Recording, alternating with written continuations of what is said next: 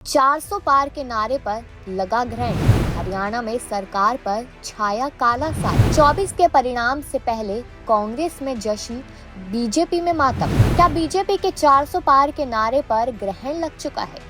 एक तरफ लोकसभा चुनाव के तीनों चरण ठंडे, वहीं दूसरी ओर बृजभूषण शरण सिंह की वजह से हाथों से निकलता हुआ हरियाणा, और अब वही तीसरी ओर ठाकुर समाज की नाराजगी, तो चौथी ओर हरियाणा सरकार का टूटना।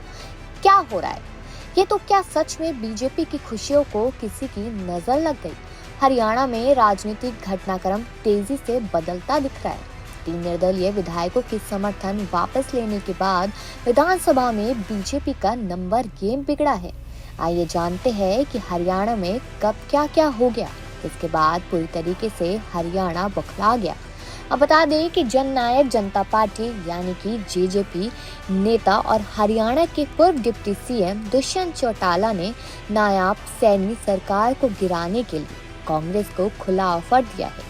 दुष्यंत चौटाला ने कहा कि अगर अल्पमत में आई हरियाणा की सरकार को अगर गिराया जाता है तो वह बाहर से समर्थन करेंगे। हम चाहते हैं कि सूबे में कोई ना कोई सरकार सत्ता में जरूर रहे और चुनाव समय पर ही हो। बता दें कि हरियाणा में 7 मई से ही सियासी हलचल तेज है। हरियाणा की मौजूदा सरकार से नाराजगी के चलते निर्दलीय विधायक सोमवीर सांगवान, दादरी से रणधीर सिंह गोलन, पुंडरी और धर्मपाल गोंदर नीलोखेड़ी ने अपना समर्थन वापस ले लिया। हरियाणा विधानसभा में अगर सीटों का गणित समझे तो सत्ताधारी दल के पास 45 विधायक होने बेहद जरूरी है। फिलहाल नायाब सिंह सैनी सरकार के पास 43 विधायक थे, जिसमें से अब 3 विधायकों ने समर्थन वापस ले लिया है। इसके बाद उनके पास अब 40 विधायक रह गए हैं। नायाब सिंह सैनी ने हरियाणा के नए मुख्यमंत्री के तौर पर 12 मार्च को मुख्यमंत्री पद की शपथ ली थी। मनोहर लाल खट्टर के मुख्यमंत्री पद से इस्तीफे के बाद जाटों के दबदबे वाले हरियाणा में बीजेपी ने अपने ओबीसी चेहरे नायाब सिंह सैनी को मुख्यमंत्री बनाया था। मनोहर लाल खट्टर के इस्तीफा देने के बाद ही सूबे में बीते 4 सालों से चला आ रहा बीजेपी और जेजेपी के बीच का गठबंधन खत्म हो गया था।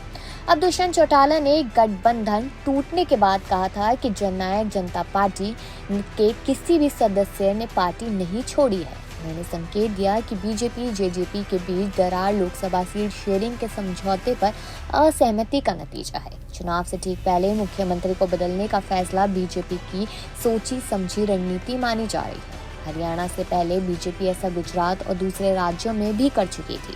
गुजरात में विजय रूपाणी को पद से हटाने के बाद भूपेंद्र पटेल को नया सीएम बनाया गया था। अब देखा जाए तो यहाँ पर हरियाणा में एक मुद्दा नहीं है। दूसरी तरफ यहाँ पर ठाकुर लगातार नाराज है, जाट भी लगातार नाराज है बृजभूषण शरण सिंह की वजह से। देखा जाए यहाँ पर तो महिलाओं के साथ जो भी हुआ, जो पहलवान महिलाएं थी उनको न्याय नहीं मिला, जिसकी वजह से हरियाणा के लोग काफी ज्यादा भाजपा से नाराज है। तो क्या इन सब का कहीं ना कहीं भुगतान भाजपा को करना पड़ेगा? तो अब आप लोगों को क्या लगता है कि किसको फायदा और किसको नुकसान होगा? इस पर अपनी राय दें और देखते रहिए लिटिल भारत।